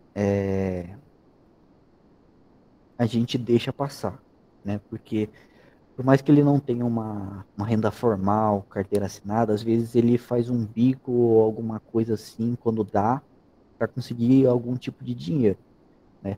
E muitas vezes esse dinheiro já não vai ser tão suficiente assim. Então, a gente considera esse sim, não indefere por ele marcar sim nessa resposta, né? Então, a gente deixa por assim. E se ele responder que sim, a gente pede para ele explicar que tipo de trabalho que ele exerce, né? Se ele tem algum tipo de auxílio ou benefício do governo, nesses casos, por exemplo, a gente usa para saber se ele recebe algum tipo de seja Bolsa Família, o auxílio da FUNAI mesmo, né? E se ele responder sim, ele marca aqui que tipo de auxílio que ele recebe. Aqui é um ponto que, por experiência própria, às vezes acontece, né? De como ele tem essa dificuldade de vir por uma sociedade que ele não entende muito bem como que são as coisas, né? Muito menos a nossa burocracia. Muitas vezes acontece dele marcar essa questão de que ele recebe um auxílio ou benefício do governo como sim, porque ele considera que esse auxílio da Unemat já vai ser algo que ele tem que declarar aqui. Então ele acha que ele já está recebendo. Então ele vai marcar sim como da ideia de que ele vai receber o auxílio e por isso que ele coloca aqui. Né? Então tenham em mente também nesses casos, se ele marcar assim, de averiguar se ele entendeu mesmo sobre essa questão do auxílio. Se ele está falando mesmo do auxílio do governo, da FUNAI, ou se ele está falando mesmo desse da Unemat que ele está concorrendo. Né?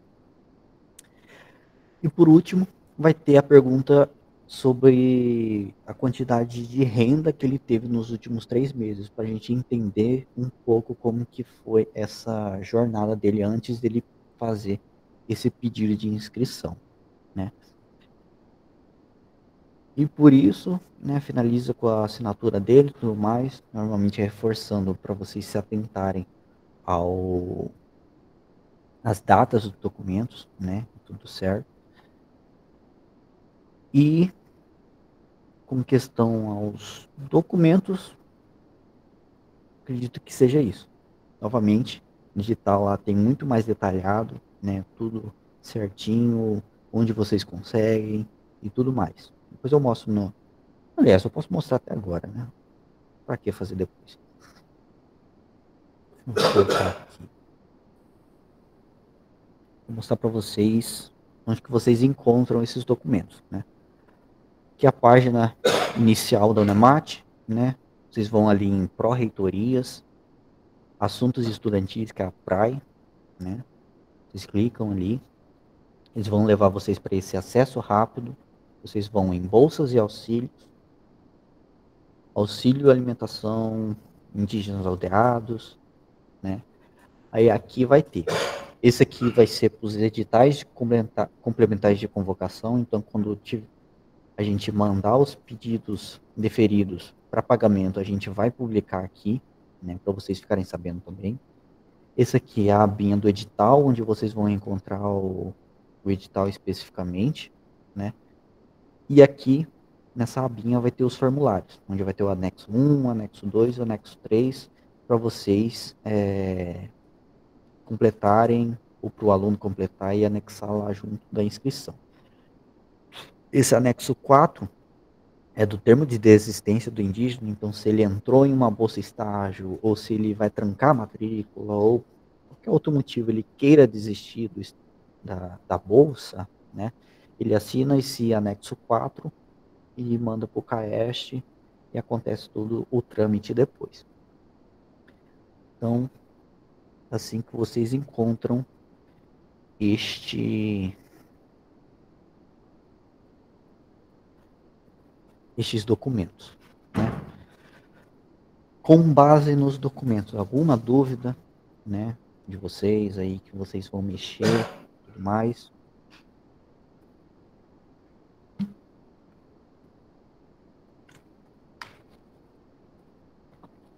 Interpreta o silêncio como não. Então vamos para a próxima. Então, aqui mais uma vez para falar especificamente das etapas, né? Então, de uma visão geral, como que vai acontecer esse pedido do auxílio indígena, né? Primeira etapa, inscrição. A inscrição ela vai ser feita pelo aluno ou com o aluno junto do CAEST. A gente aconselha, né, seja junto com o CAEST, porque vai ser mais fácil de averiguar as informações, né, de saber se tem alguma coisa errada ou não, e até mesmo para ajudar para que ele faça tudo certinho, né? Então, o início é basicamente esse.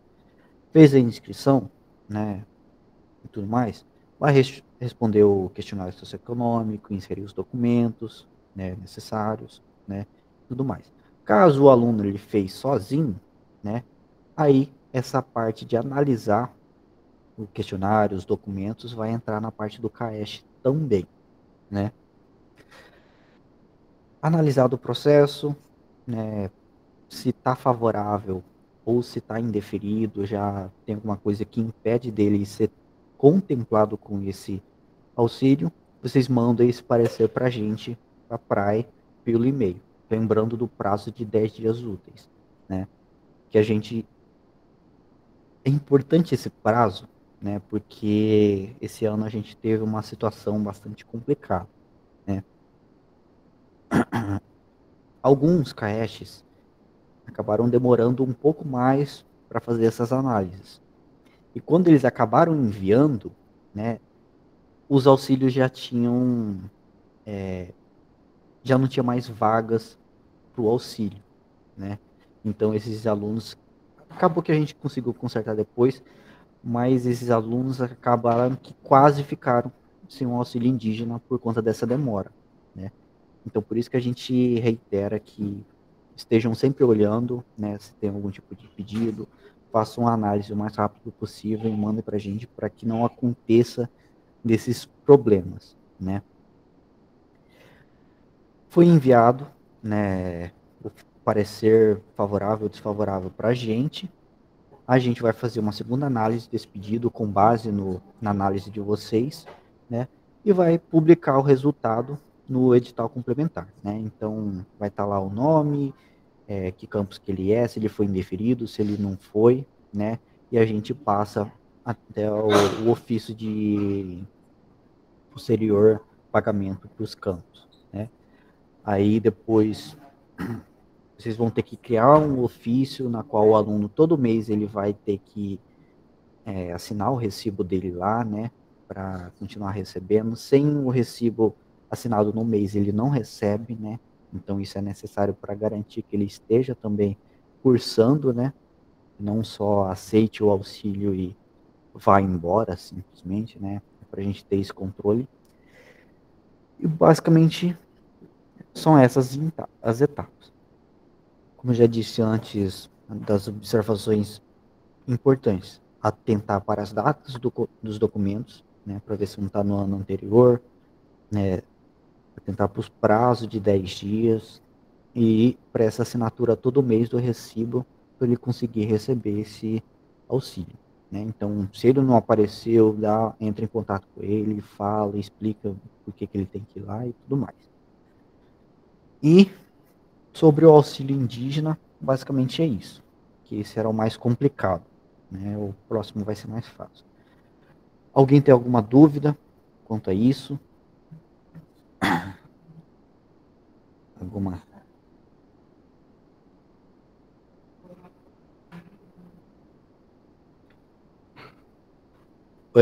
Esse praia.auxilio@unemate.br é o e-mail que a gente recebe esses pareceres.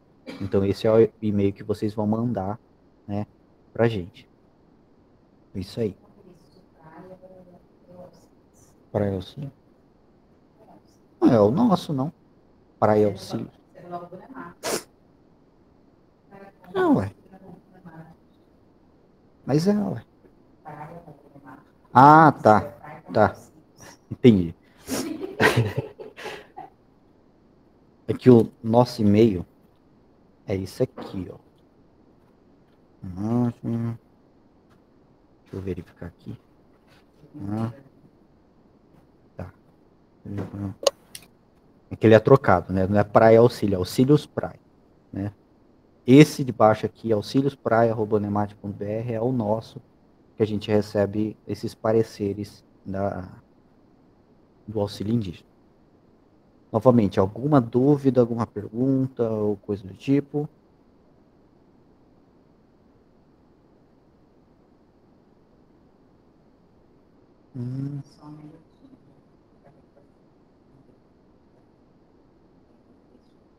Tá mutado.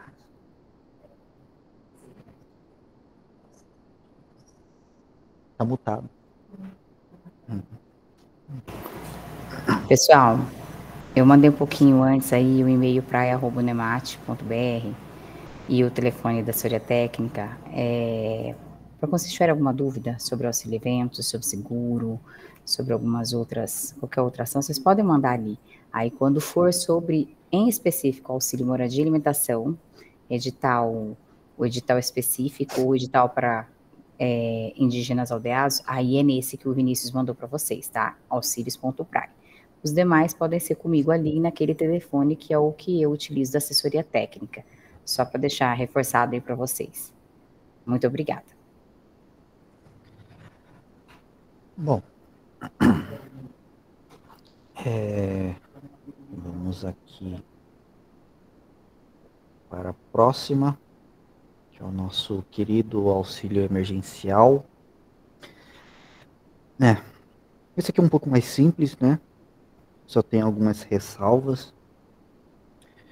Nosso auxílio emergencial hoje, ele não conta com edital publicado, né? Então a gente tem, por conta de algumas questões, a gente decidiu não publicar ainda, né? Então a gente está vendo essa questão, mas ele já está funcionando, né?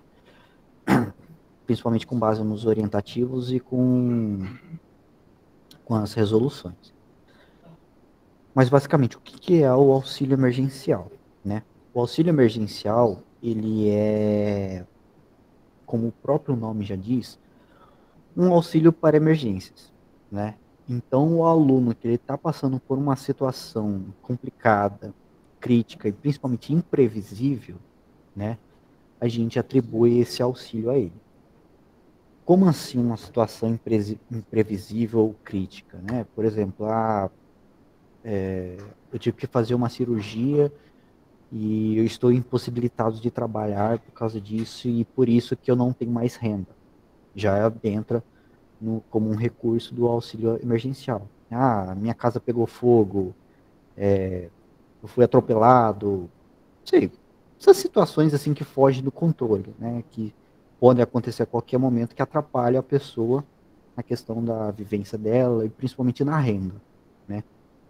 Então a gente atribui esse auxílio emergencial. Ele é concedido por até 3 meses, né? Então isso é uma diferença que tem desse auxílio para os outros, né? Que são geralmente do ano todo, ou por pelo menos um semestre. Ele é por até 3 meses. Ele pode ser prorrogado caso, dependendo da situação, se a gente vê que é necessário, ele pode ser prorrogado por mais 3. Mas, em geral, é isso. E ele, assim como os outros auxílios, ele conta com 2 bolsas, né, na qual seria a alimentação de R$300, o de moradia de R$400. E a gente acaba decidindo, né, se vai dar as 2 bolsas, ou só moradia, ou só alimentação, depende muito de como que é a situação da pessoa e como que é a nossa análise aqui. E como que funciona, né? O auxílio emergencial, ele tem o início praticamente no CAESH, praticamente todas as vezes, ou no DEAD, caso for ensino à distância, né? E como que vai funcionar? O aluno, ele vai ir no CAESH, né? Muitas vezes acontece do CAESH falar para o aluno sobre a existência desse auxílio emergencial, o que é o esperado pelo fato do edital não estar publicado. Acaba que muitos alunos não sabem que ele existe, né? Então, muitas vezes acaba que o próprio CAESH informa esse aluno e fala sobre essa possibilidade dele pedir. Então, o aluno vai lá, solicita através do CAESH, né? Ou através do DEAD, se ele tiver um curso à distância, né? E o CAESH ou o DEAD vai criar esse ofício com os documentos, fazendo esse pedido emergencial e mandando para a praia. Aqui na praia, quando chega o pedido, a gente faz uma entrevista com o aluno, né? A gente analisa toda a documentação e tudo mais e faz uma entrevista com o aluno. Geralmente ele é online, né? Pelo Meet, tudo mais, onde a gente precisa ter essa conversa, né? Para entender melhor o caso dele, ver se tem alguma inconsistência, né, fazer um trabalho meio de policial aí para ver se ele está falando a verdade ou não, né, uma certa investigação, mas também para entender melhor sobre esse pedido, até para a gente ter uma boa análise para na hora que a gente for deferir, a gente decidir o quanto de bolsa que ele vai receber e por quantos meses, né. Então a gente vai fazer essa entrevista com o aluno e depois a gente vai decidir se vai deferir ou indeferir o pedido dele, né. E nisso a gente já responde o ofício que foi feito pelo CAEST, né, tudo certinho, com uma comunicação interna, uma CI, né, já mandando para o pagamento, né, e tudo mais. E vai seguir a mesma ideia do auxílio indígena. O tanto de meses que ele receber vai ser o tanto de meses que ele vai ter que assinar esse recibo, que vocês vão ter que colocar lá no ofício depois, para que ele possa receber. Então, se ele vai receber por 2 meses, ele vai ter que assinar 2 recibos no final, não lembro se é no final, no início de cada mês, para ele receber esse auxílio, né? O aluno deverá preencher e apresentar o recibo durante os meses que lhe foram concedidos, que foi o que eu acabei de falar, né? Quanto aos documentos, né? Depois eu vou mostrar mais ou menos como que são no orientativo que a gente tem. Também eu vou mandar para vocês darem uma lida depois sobre os documentos que são necessários. Alguns desses documentos aqui, eles não estão no orientativo, então eu peço que vocês se atentem a esses aqui, que são importantes na hora da gente analisar. Primeiro de tudo, a cópia do RG, o CPF, né, essa questão do documento de identidade dele, caso ele tenha mais membros na família, né, tipo criança e esposa, a gente pede para que tenha os documentos deles também, né. No caso da criança, se não tem, certidão de nascimento serve, né, e tudo mais. Comprovantes de renda. Lá no orientativo ele vai estar mais detalhado, né, mas basicamente o extrato dele bancário dos últimos 3 meses, o olerite dos últimos 3 meses, né, para a gente garantir se ele está trabalhando ou não, ou se estava trabalhando e ficou impossibilitado por causa disso, né, a carteira de trabalho, para ver se ele está com carteira assinada, né, ou a declaração de autônomo, caso ele seja por conta própria, e tudo mais. Isso que adentra o comprovante de renda, extrato bancário, olerite, declaração de autônomo, caso ele seja, e tudo mais. O histórico escolar e o comprovante de endereço. Esse é o básico para a gente ter uma certificação, se ele está estudando, se ele está na universidade, em que curso que está, né, como que ele está indo e tudo mais. E o formulário socioeconômico e a comprovação de renda familiar. Isso aqui eu vou mostrar para vocês que ele é importante. Vou colocar aqui.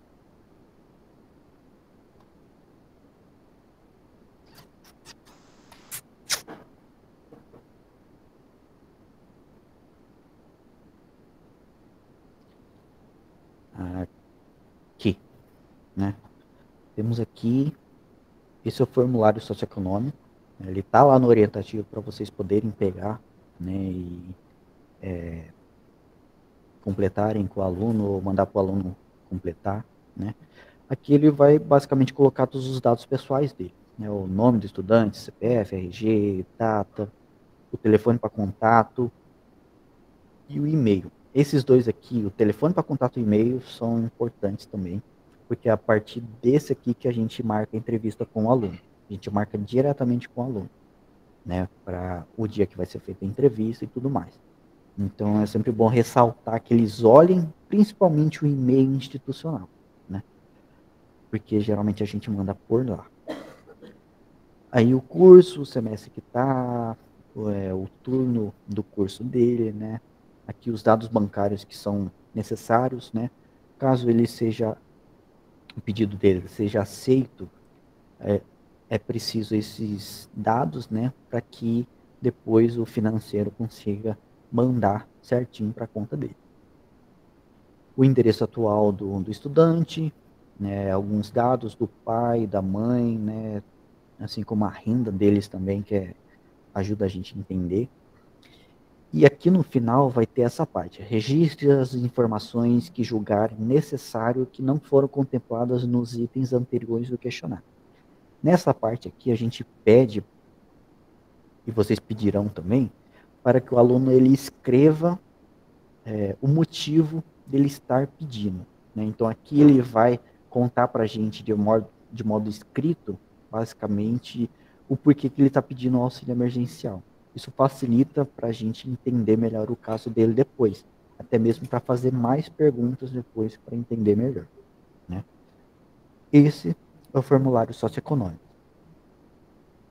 O segundo, que é a comprovação de renda familiar, é esse quadrinho aqui, na qual ele vai colocar o nome dele nesse primeiro espaço aqui, o grau de parentesco, caso seja outra pessoa que ele mora, a idade, a situação dele e o quanto de renda que essa pessoa tem. Então, geralmente aqui ele vai colocar o nome dele, a idade e o quanto que ele ganha. Ele ganha R$300 por mês porque ele faz bico em algum restaurante durante os finais de semana. Aí beleza. Se ele mora com a mãe, aí coloca o nome da mãe aqui, explica que é a mãe, a idade, a situação e a ocupação dela e o quanto que ela ganha, né? E aqui no final, né, vai ter a soma e a divisão da renda per capita dessas rendas totais que vão ter aqui, né?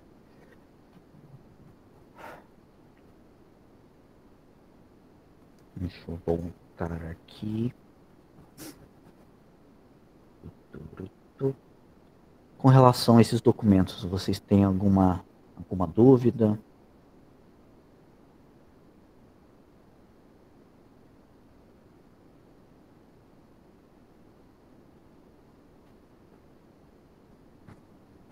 Acredito que não, né?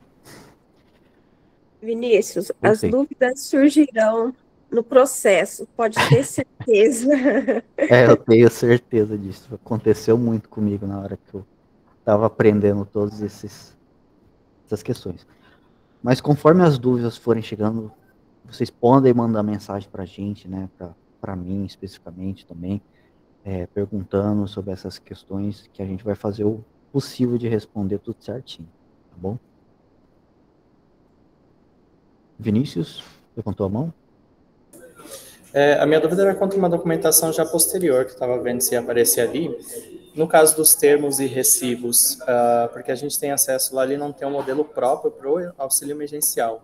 A gente acaba utilizando, então, aquele modelo já do auxílio alimentação e moradia? Ou moradia? Essa aqui ficou a dúvida também. Se eu não me engano, sim. Né? Eu não tenho 100% de certeza, mas acredito que sim, né? Que eu acredito que tem um espacinho lá para especificar o tipo de auxílio, né? Então, acredito que sim, né? Mas é isso. Bom, basicamente é isso, né? Eu ressalto com vocês, novamente. Leiam, peguem o edital lá do indígena para ler, tudo certinho. Não é uma leitura muito complicada. Se vocês tiverem algum tipo de dúvida, pode perguntar para a gente, né, que a gente vai tirar as suas dúvidas. O orientativo, leia também, do auxílio emergencial. O orientativo pode não ficar tão claro ou não facilitar tanto. Então, novamente, pode perguntar para a gente, não tem medo de não entender, de encher o nosso saco. Pode, tá liberado, né? E tudo mais. E quanto a isso, quanto aos outros problemas, quanto às outras questões, eu vou mandar esses orientativos e esses documentos, até mesmo o tutorial, o slide aqui, eu vou mandar tudo pro e-mail dos CAESTs de vocês aí, né, para todos os CAESTs, para vocês já ficarem à parte aí. E acredito que é isso. Não sei se vocês vão ter alguma outra dúvida, mas eu agradeço a atenção de todos.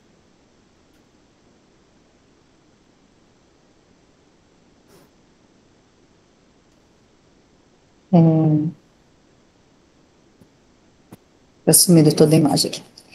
Obrigada, Vinícius, Tássia. Quanto ao recibo, eu acho que o financeiro pode ajudar, caso tenha alguma dificuldade, vocês encaminham para a gente mensagem ou e-mail, que a gente verifica aqui, né, como está sendo feito, para que fique padronizado, que todos possam estar fazendo, mas eu acredito que o recibo seja padrão, que já tem anexo, vocês já vêm sendo encaminhados, o pagamento dos outros auxílios, né?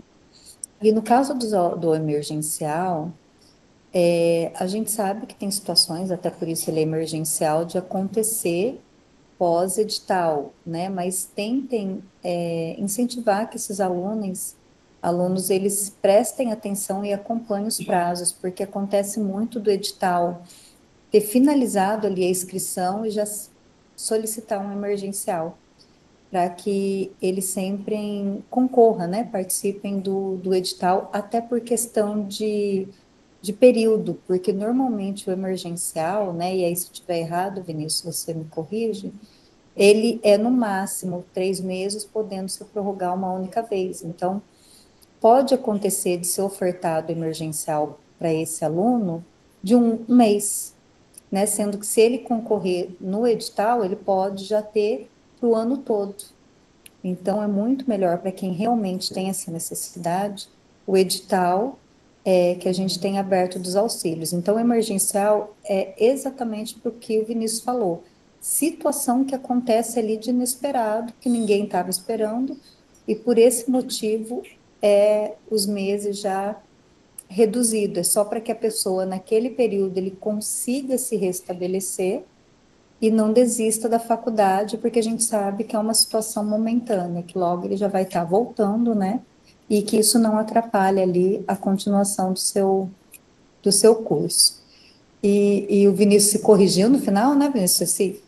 Acho que fale o cálice para sempre, né? Que precisando a gente está à disposição, pessoal. É uma forma até de que vocês se atentem, podem estar sempre entrando em contato com a gente sabe que a gente está, acho que por um lado infeliz, mas por outro lado, felizmente, com os nossos bolsistas, alguns tendo que sair como bolsista integrador, porque está assumindo outras funções, como estagiário, como emprego, então a gente tem bolsistas novos e por isso é importante sempre essa capacitação. Então, essas capacitações vão ficar disponibilizadas para vocês, a gente vai estar encaminhando o material, e a própria Tássia, né, ela já até colocou ali, e também, se precisar, a gente faz um tutorial, inclusive na questão do auxílio eventos, que é pelo Sigadoc, que é encaminhado, quem tiver alguma dúvida, né, a gente faz um tutorial em vídeo para estar auxiliando também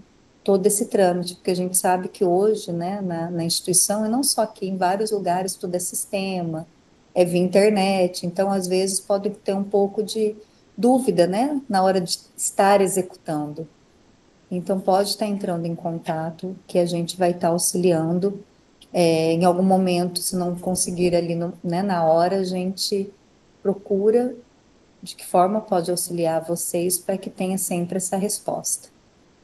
Tá bom? A gente está à disposição, não sei se tem mais alguém com alguma dúvida que queira esclarecer nesse momento. Boa tarde.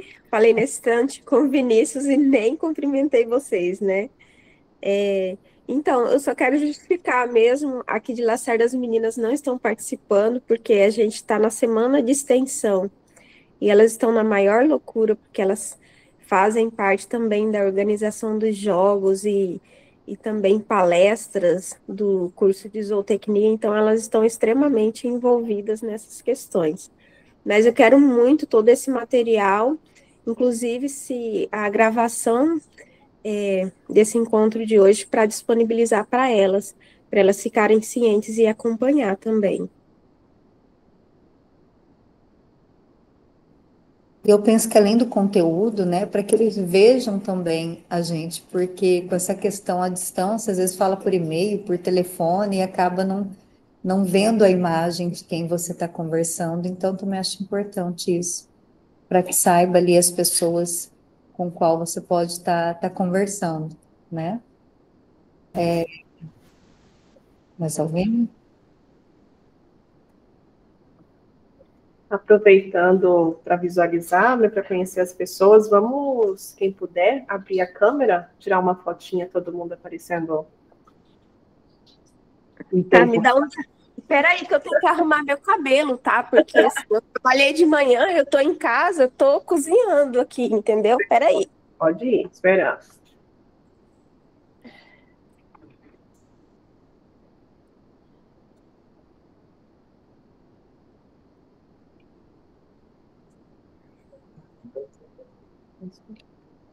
Aí, pronto.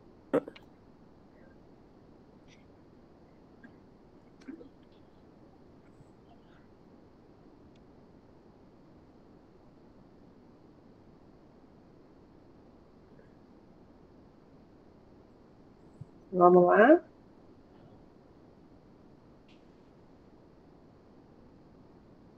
Sorria, peraí, deixa a Camila ajeitar. Tô vendo, Camila. Não é para fechar. Diga um X. Tá, vamos lá. Aí. Aí, 1, 2, 3, sorriam.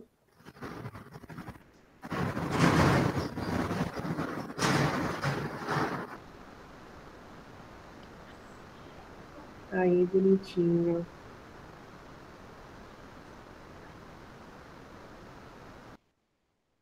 Então, nosso próximo encontro vai ser no dia 12 de junho, né, com a Valquíria, nesse último nesse semestre, né, nosso último encontro vai ser com ela, falando ali, orientando, auxiliando vocês para o próximo edital sobre auxílio. E eu quero agradecer a presença, a parceria, a colaboração sempre de vocês, inclusive quem já recebeu presencialmente aí a equipe PRAE, muito obrigado pelo acolhimento, pela disponibilidade, né, pela apresentação de todos, nossos bolsistas, todo mundo tem chegado aqui só elogio a todos, ao trabalho de todos vocês, o empenho, né, de sempre estar levando ali essa informação junto aos nossos alunos de qualidade. Muito obrigado, deixo o abraço da nossa pró-reitora, professora Juliana, que ela teve que entrar numa reunião, e o agradecimento dela também, com toda a dedicação de vocês, bolsistas, técnicos, né, parceiros aí junto à praia, junto ao campus aí em toda a Unemate. Bom, muito obrigada a todos.